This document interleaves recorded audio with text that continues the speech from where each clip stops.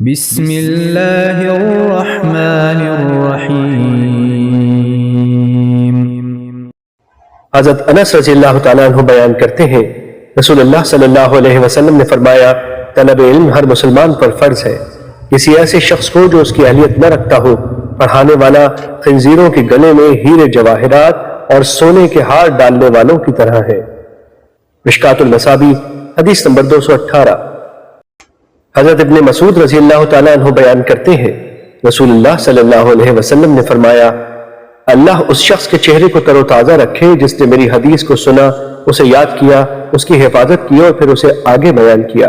بسا اوقات اہل علم فقیہ نہیں ہوتے اور بسا اوقات فقیہ اپنے سے زیادہ فقیہ تک بات پہنچا دیتا ہے۔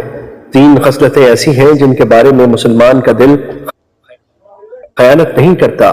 عمل خالص اللہ کی رضا کے لیے ہو، مسلمانوں کے لیے خیر خواہی ہو اور ان کی جماعت کے ساتھ لگے رہنا، کیونکہ ان کی دعوت انہیں سب طرف سے گھیر لے گی، یعنی حفاظت کرے گی۔ مشکات المصابیح حدیث نمبر 228۔